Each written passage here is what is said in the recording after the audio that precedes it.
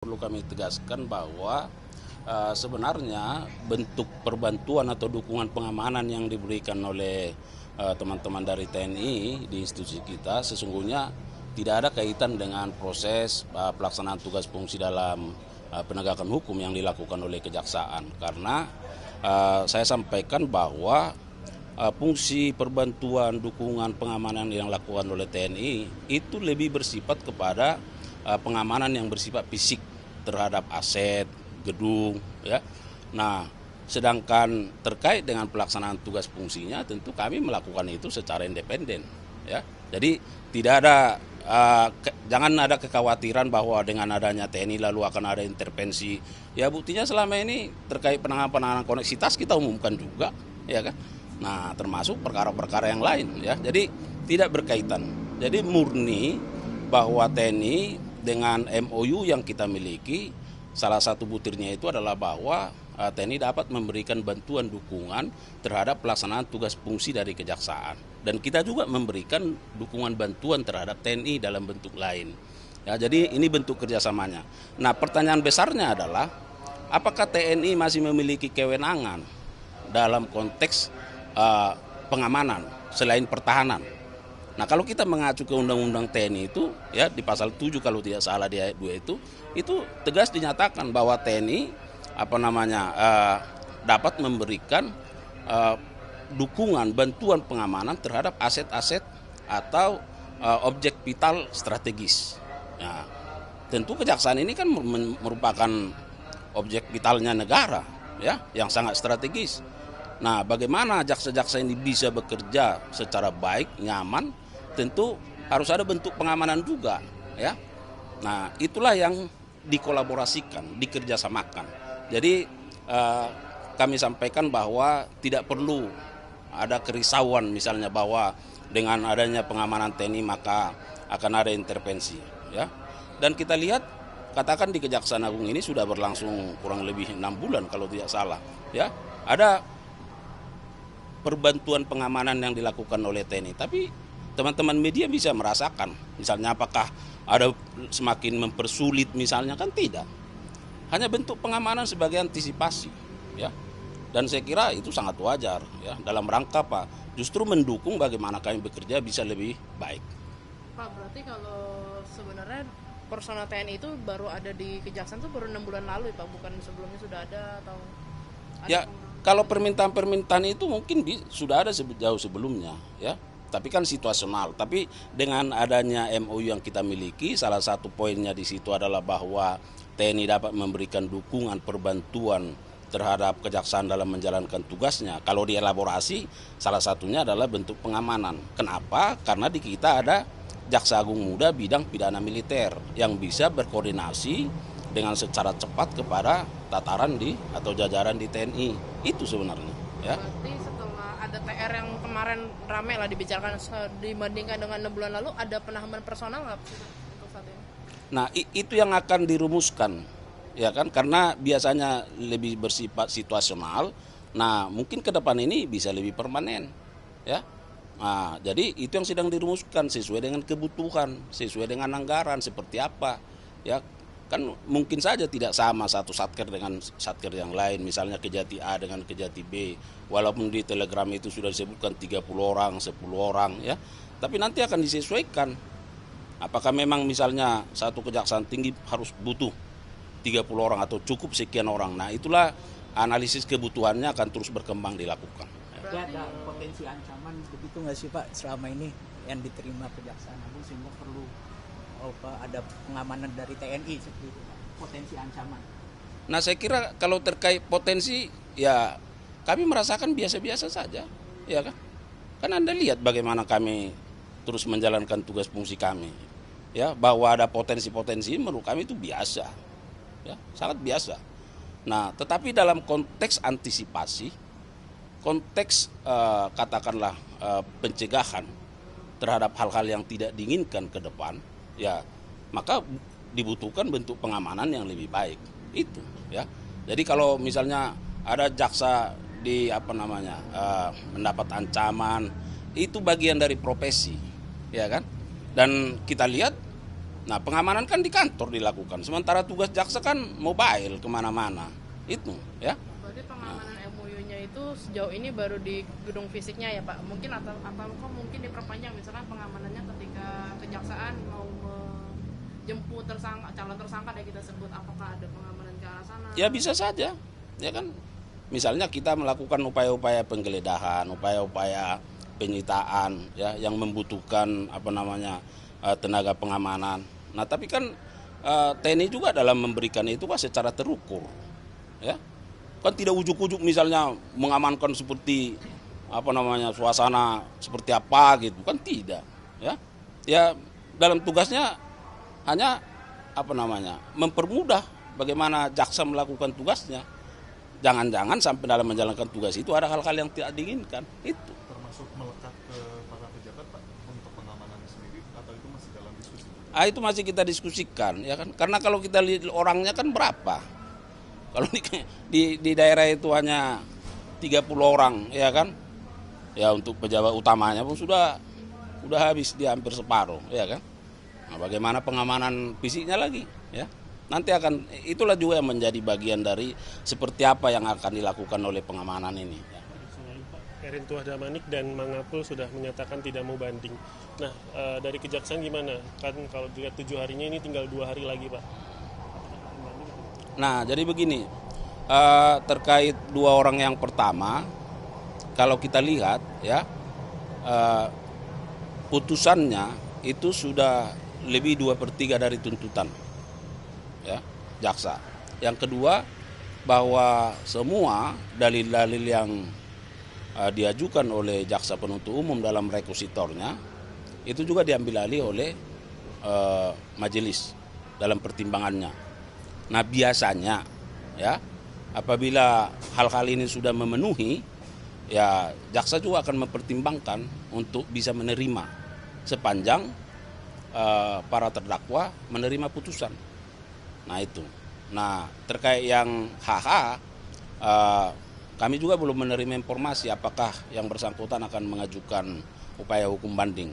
Jika yang bersangkutan melakukan upaya hukum banding, tentu penuntut umum juga akan melakukan upaya hukum. Jadi kalau Heri dan Mangapul ini dan 2 orang ini nggak banding, langsung dieksekusi ya Pak? Nah, itu yang saya bilang tadi, kan waktunya masih ada masa pikir-pikirnya, ya. Tetapi dari fakta-fakta yang ada bahwa putusan majelis hakim yang diputuskan kepada kedua orang, yaitu ED dan M, itu kan sudah lebih dari 2/3 tuntutan jaksa. Dan pertimbangan-pertimbangan analisis yang dilakukan oleh penuntut umum dalam rekusitornya juga sudah diambil alih menjadi pertimbangan dari pengadilan. Nah, biasanya kalau hal-hal ini sudah memenuhi, nah jika terdakwa tidak mengajukan banding, biasanya penuntut umum juga tidak banding. Tapi kan masih ada waktu pikirnya, nanti kita lihat. Beberapa hari lalu juga Pak mengajukan banding Pak, pihakku udah mengkonfirmasi itu Pak. Ya, tapi kan konfirmasi kan baru lisan ke media, ke kita kan harus ada suratnya, ya kan? Nah, itu yang saya sebutkan tadi, kalau yang bersangkutan mengajukan upaya hukum banding, tentu kita banding. Ya. Tapi nggak tahu tadi udah ditanyain belum soal pengamanan itu. Awalnya Pak, kan kerjasama ini kan kalau nggak salah baru ada surat itu dari Panglima atau dari Kasar kan beberapa pekan lalu ya Pak. Trigger awal mulanya apa sih Pak? Kemudian kerjasama pengamanan ini diperkuat. Apakah ada isu penguntitan lagi gitu? Enggak ada. Isu-isu lain nggak ada. Kalian lihat aja di sini, ya kan? Kapus Pen kemana-mana warawiri di sini, ya kan? Nah, di luar juga kita warawiri, nggak ada masalah. Itu yang saya sebutkan tadi, bahwa ada MOU antara Kejaksaan Agung dengan TNI. Nah, kalau nggak salah dari 8 poin itu, salah satu butirnya itu adalah terkait dengan TNI dapat memberikan dukungan perbantuan terhadap pelaksanaan tugas fungsi kejaksaan. Ya, salah satunya adalah dari sisi keamanan, itu loh, pengamanan. Itulah yang diwujudkan dalam telegram kemarin, ya. Nah, jadi Jampit Mil tentu berkoordinasi, ya, Pak, tapi kalau soal pengamanan kan biasanya diasosiasikan dengan Polri ya Pak. Apakah di Kejagung itu kenapa bukan Polri yang menjaga? Apakah nggak ada MOU-nya atau pertimbangannya apa sih Pak? Itu yang saya sebutkan tadi, bahwa pertanyaan besarnya apakah TNI masih memiliki kewenangan untuk melakukan pengamanan? Ya, di Undang-Undang TNI ya yang 2004. Nah, ini kan masih sekarang baru kan. Nah, di pasal 7 itu ayat 2 coba dibaca. Ya, bahwa TNI dapat melakukan pengamanan terhadap objek-objek vital yang bersifat strategis. Itu. Nah, kemudian di kami ada Jaksa Agung Muda bidang pidana militer. Ya tentu dalam menjalankan tugas fungsinya ya berkoordinasi dengan TNI, diwujudkan dalam bentuk MOU. Salah satu poinnya adalah itu tadi pengamanan. Tapi kan pengamanan fisik, bukan prosesnya. Karena proses penegakan hukum kita independen di sini, nggak ada ya. Yang soal munduran dulu, soal premanisme mungkin. Iya, upayanya ya Pak Kapus, soal premanisme ini kan sudah ada arahan dari Presiden Prabowo seperti itu, dan dari Kejaksaan ini upaya-upaya lebih lanjutnya, tindak lanjutnya seperti apa sih sejauh ini? Nah baik, jadi terkait dengan upaya-upaya pemberantasan premanisme, kami sudah sampaikan bahwa tentu kami siap ya sebagai pembantu presiden ya memberikan hal terbaik dalam rangka bagaimana mengatasi ya kondisi-kondisi premanisme yang ada. Nah, ada dua hal. Yang pertama terkait dengan upaya-upaya pencegahan ya, bahwa kami memiliki instrumen intelijen yang akan terus meningkatkan proses pemberian sosialisasi terhadap para organisasi masyarakat ya yang bekerja sama baik di pusat maupun di daerah, tentunya katakanlah dengan kantor Kesbang Pol ya, kemudian dengan tokoh-tokoh masyarakat ya, tokoh-tokoh adat, tokoh pemuda, dalam rangka apa? Memberikan pencerahan sosialisasi terkait dengan kesadaran hukum ya, bahwa salah satu fungsi kejaksaan itu adalah bagaimana menciptakan ketertiban umum. Nah tentu nanti fungsi-fungsi instrumen dari intelijen ini yang akan bekerja, dan ini sebenarnya sudah kami lakukan ya, tetapi akan lebih diintensifkan dalam rangka bagaimana masyarakat lebih mengenal hukum dan menjauhi hukuman ya. Inilah tagline yang akan terus dibangun supaya organisasi-organisasi kemasyarakatan kita betul-betul bisa memahami arti pentingnya terkait dengan ketertiban umum. Nah yang kedua, dari sisi penindakan tentu yang menjadi penyidikan teman-teman di Polri. Posisi kami adalah sebagai penuntut umum. Nah dalam kaitan ini kita juga sedang membuat katakanlah satu surat ya yang akan kita tujukan ke daerah dari pimpinan terkait dengan bagaimana intensivitas dari pelaksanaan tugas intelijen dalam rangka melakukan sosialisasi dan juga fungsi penuntut umum dalam rangka bagaimana sebagai penuntut umum supaya lebih tegas ya terhadap perkara-perkara yang terkait dengan tindakan kekerasan yang dilakukan oleh katakanlah tanda petik premanisme ya, sehingga kita akan komit terhadap penegakan hukumnya yang itu dilakukan oleh fungsi-fungsi dari jajaran Jampidum.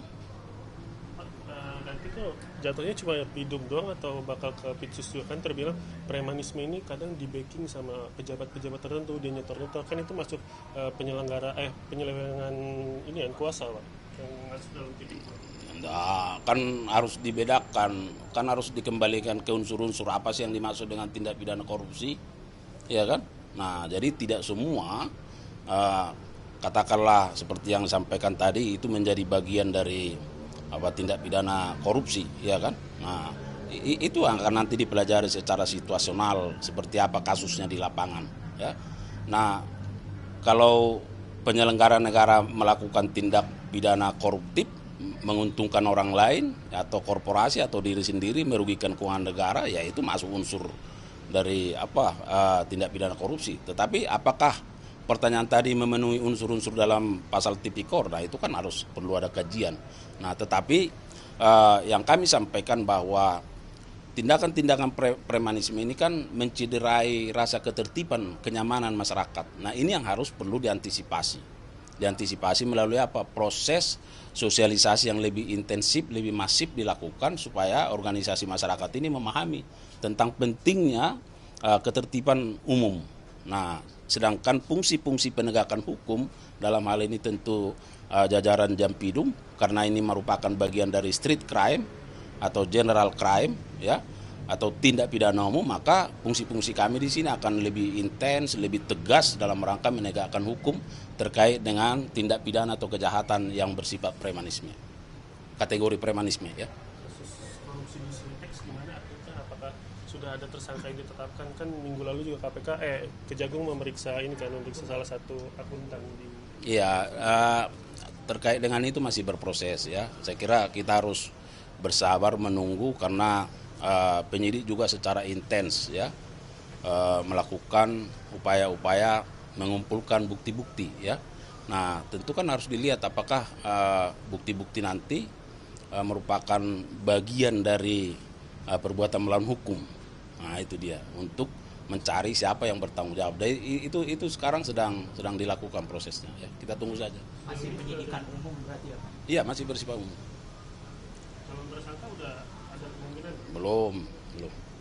Berarti kerugian negara ya belum bisa disangka. Itu semua yang mau digali, ya kan? Itu yang sedang dicari, ya kan? Makanya berbagai pihak diminta kesaksiannya, ya, untuk menggali itu, ya. Apakah ada perbuatan melawan hukum di sana, atau dan juga ada kerugian keuangan negara, ya, untuk memenuhi maksud dari Undang-Undang Tipikor, ya.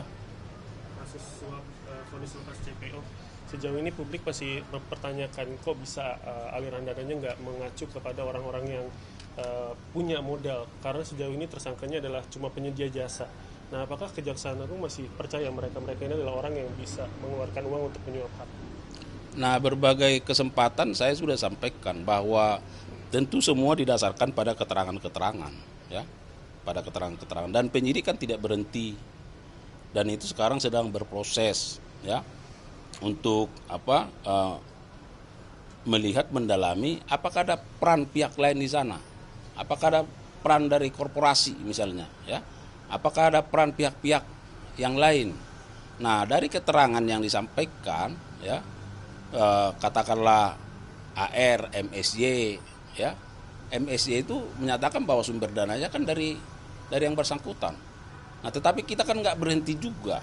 Nah, apakah memang sekelas MSY misalnya punya potensi untuk mengeluarkan dana sebanyak mungkin, ya, sebanyak itu hanya untuk mengamankan perkara ini? Nah, itulah sekarang yang sedang digali, ya. Penyidik juga sama pikirannya dengan publik, dengan media, ya. Oleh karenanya dalam berbagai rilis kan kita sudah sampaikan bahwa penyidik dalam melakukan pemeriksaan terus, ya, memanggil, meminta kesaksian, keterangan dari berbagai pihak untuk mengungkap itu, ya, untuk mengungkap itu. Nanti kita lihat bagaimana perkembangannya, ya.